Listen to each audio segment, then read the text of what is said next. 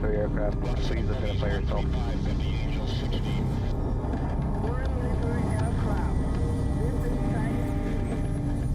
Until a few years ago, the term Indo-Pacific was hardly heard in international affairs, but now it has developed a major significance.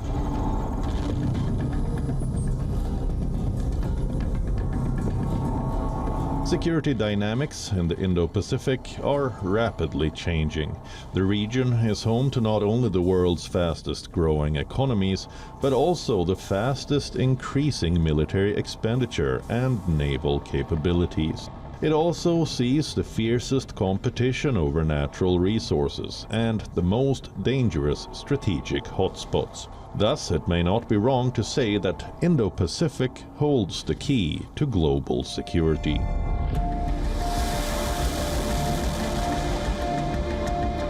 The increasing use of the term Indo-Pacific refers to all countries bordering the Indian and Pacific Oceans.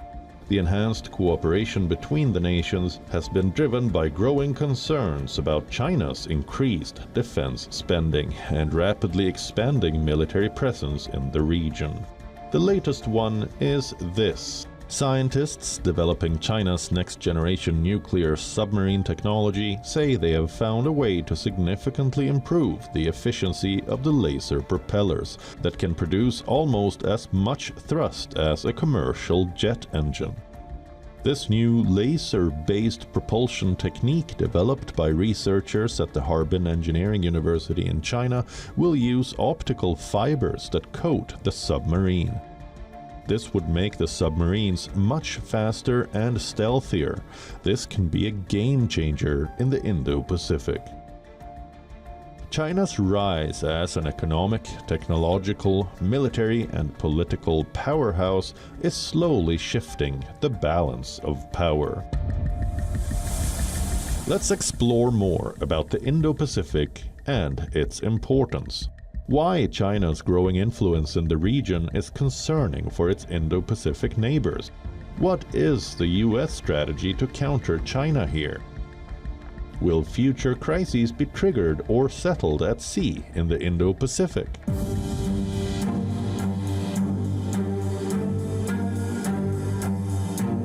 On the 21st of April, the 19th biennial meeting of the Western Pacific Naval Symposium opened in the port city of Qingdao in East China's Shandong province. The four-day event, with delegations of foreign naval officials from 30 countries, comes during heightened tensions in the South China Sea. Delegates reviewed activities taking place under the symposium's framework since its 18th biennial meeting. They also discussed the Code for Unplanned Encounters at Sea, or CUES, a Navy-to-Navy template designed to reduce misunderstandings and avoid maritime accidents.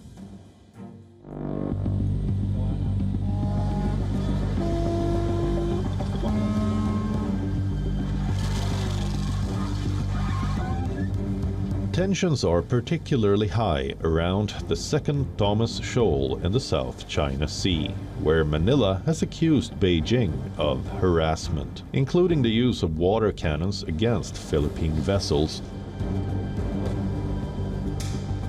When we stand as one, we're able to forge a better future for all.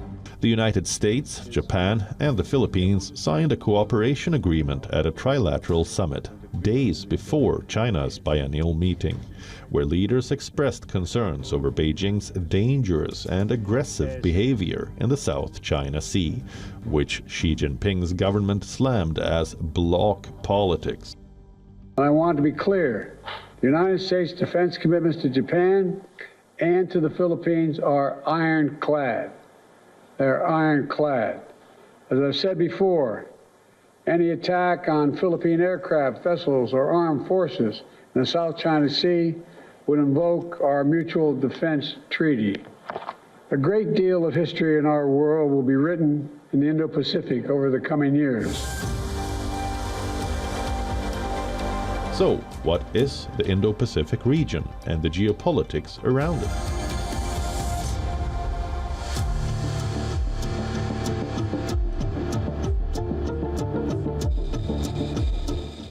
The Indo-Pacific is broadly understood as an interconnected space between the Indian Ocean and the Pacific Ocean. Its expanse is debated to be ranging from the eastern shores of Africa to the western coast of the United States. In a more functional understanding, the interconnectedness and the interdependence of the two oceans are a product of growing forces of globalization, trade, and changing equations between various countries which have broken down older boundaries and opened up new avenues.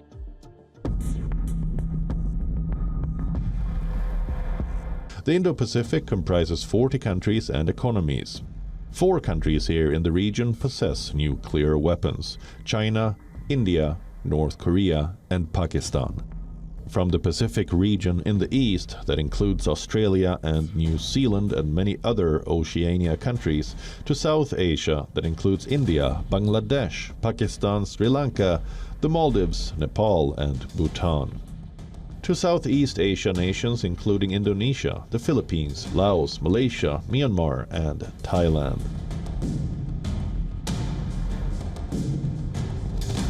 The Indo-Pacific is the world's fastest growing region. Strategically, the Indo-Pacific is seen as a continuum across the two oceans, joined together by its main trading channel, the Strait of Malacca. 50% of the global trade, 40% of oil passes through the Indo-Pacific region. But it is the growing footprint of China across the length and breadth of the region that's threatening the other countries.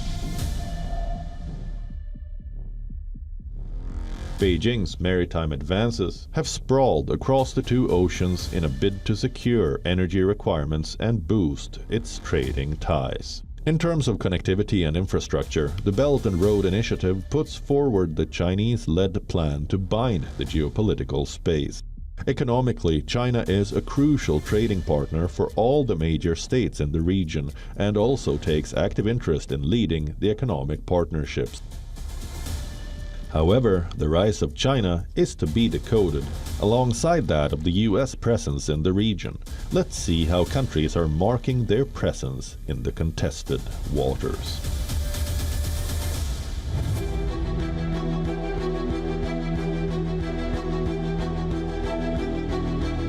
On the 21st of April, American and Filipino forces launched their largest combat exercises in years, in a show of allied firepower near the disputed South China Sea that has alarmed Beijing. The annual exercises by the longtime treaty allies will run until May 10.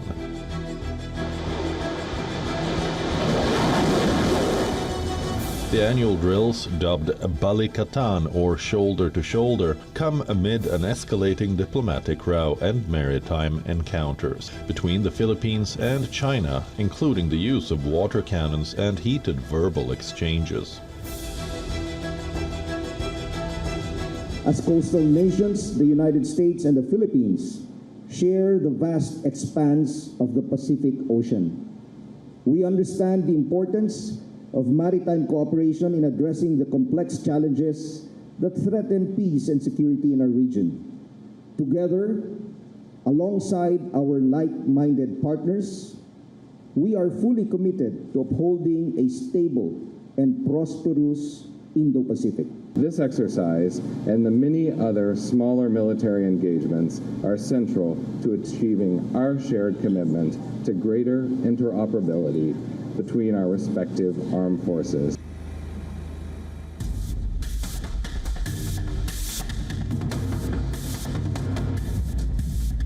While the US and the Philippines resumed joint naval patrols in the area last year, and the US has sailed there with other allies and partners, it will be the first time that the Balikatan drills have extended beyond 12 nautical miles off the Philippines coast and into the waters claimed by China.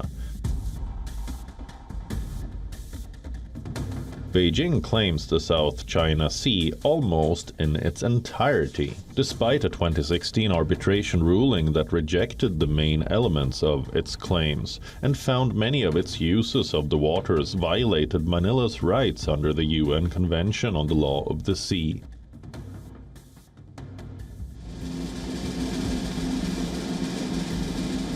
Washington and Manila are treaty allies and have deepened their defense cooperations since Philippines President Ferdinand Marcos took office in 2022.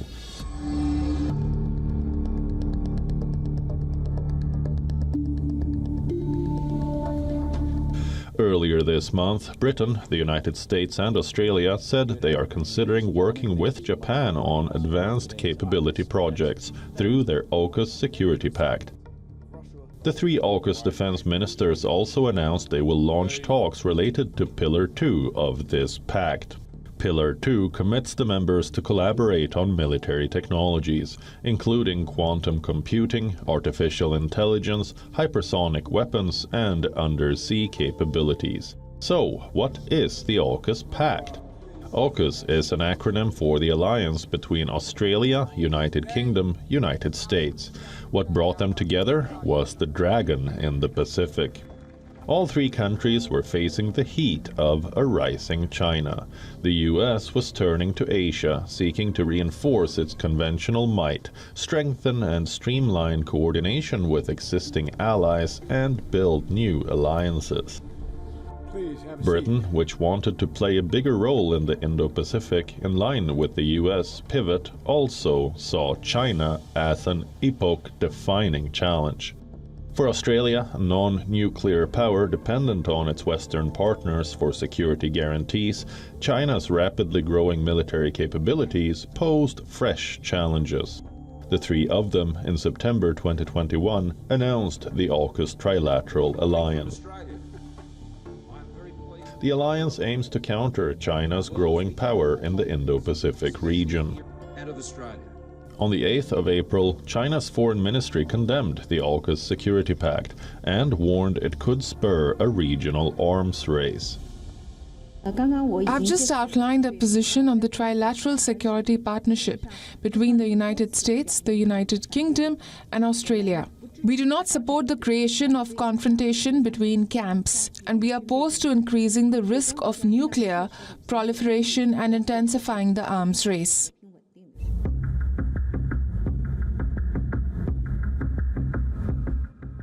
The Chinese Communist Party considers Taiwan a renegade province and issues thinly veiled threats against countries that recognize it as a sovereign state.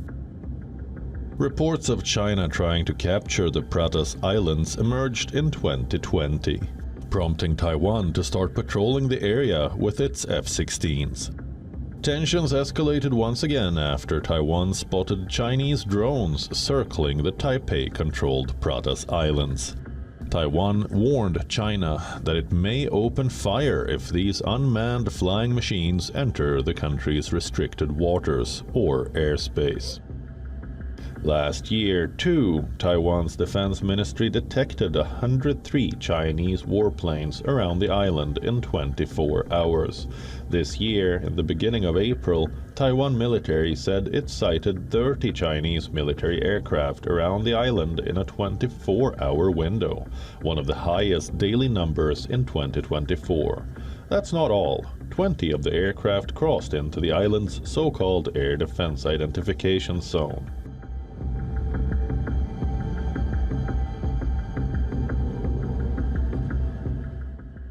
So why does China want to control the South China Sea? Why is it such a hotly contested region? Well, China claims most of the South China Sea as its own, including the oil and gas resources hidden beneath. Its aggression in South China Sea is not new. $8.47。 . 。 。 。 。 。 。 。 。 。 。 。 。 。 。 。 。 。 。 。 。 。 。 。 。 。 。 。 。 。 。 。 。 。 。 。 。 。 。 。 。 。 。 。 。 。 。 。 。 。 。 。 。 。 So why does China want to control the South China Sea? Well, China claims most of the South China Sea as its own, including the oil and gas resources hidden beneath. Its aggression in South China Sea is not new.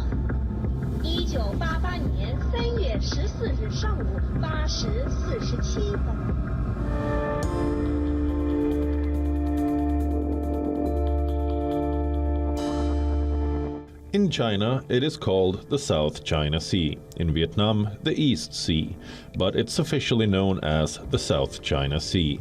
It is one of the most contested regions of the world. The Western Pacific Ocean comprises several archipelago clusters of mostly uninhabited islands, atolls, and reefs. Most of these are located in two island chains, the Paracel Archipelago, contested by China, Taiwan, and Vietnam, and the Spratly Islands, disputed between China, Taiwan, Vietnam, Philippines, Malaysia, and Brunei. Surrounded by waters teeming with fish, the lucrative region is often caught in fishery disputes. Strategically placed on a global trading route, 1/3 of the world's maritime shipping passes through it, carrying over $3 trillion in trade each year. As far as trade is concerned, it is one of the most important routes in the world. 80% of China's energy imports and 39.5% of its total trade pass through the South China Sea. The vast sea is also known to be rich in oil and gas resources that can help meet the rising energy demands of nearby countries. Beijing claims sovereignty over nearly all the sea using a map from the 1940s, before the separation with Taiwan. It bases its claim on the U-shaped 9-dash line etched by a Chinese geographer. However, this historical rights argument has been challenged by many, including Vietnam, that say it has ruled over both the Paracels and the Spratlys since the 17th century. Vietnam's coastline bordering the South China Sea is over 3,000 kilometers long. In 1974, the Chinese seized the Paracels from Vietnam, killing over 70 Vietnamese troops. Vietnam claims ancestral sovereignty over the archipelago and, like the Philippines, has accused China of harassing its ships on multiple occasions. Malaysia and Brunei also lay claim to territory in the South China Sea that falls within their economic exclusion zones, as defined by UNCLOS, the United Nations Convention on the Law of the Sea, but all of them are concerned by China's military might.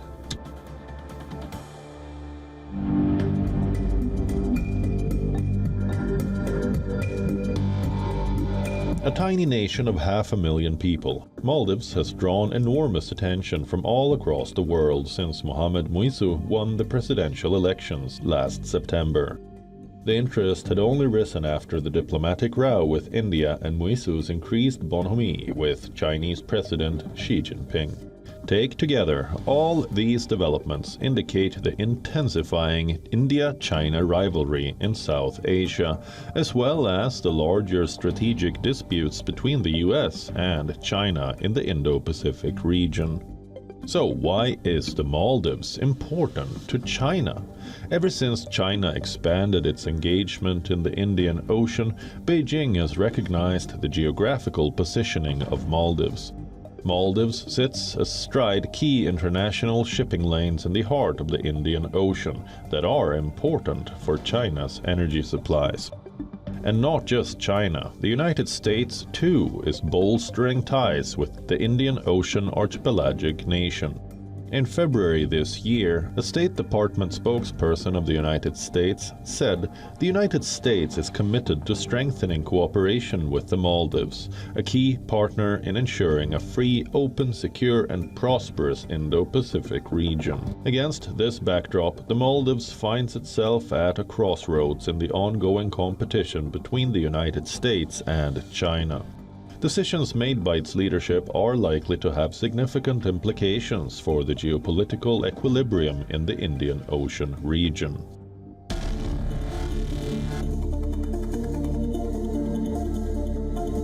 Andaman and Nicobar Islands are of great strategic importance, since they straddle one of the busiest sea lanes in the world and give India the reach to monitor the traffic from the South China Sea in the Pacific Ocean to the Andaman Sea in the Indian Ocean, via the Strait of Malacca that happens to be the world's most important trade route.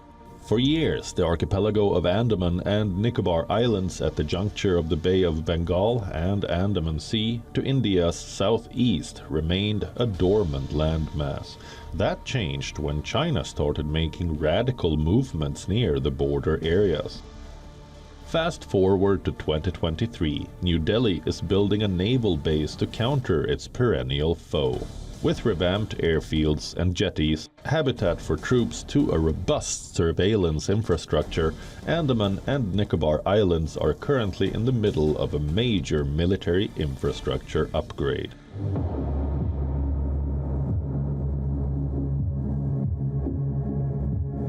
At a time when Indo-Pacific maritime issues have gripped several nations, Indonesia's Foreign Minister, Retno Marsudi, has recently said Jakarta and Beijing have agreed to strengthen cooperation and bilateral relations. The announcement came after the Indonesian Foreign Minister met with Chinese Foreign Minister Wang Yi in Jakarta earlier in April. But just a few years ago, things were quite different. China Coast Guard, 5302. This is Indonesian Coast Guard calling you over. This is China Coast Guard on the... Yes, sir. As information, sir, you are in Indonesian waters.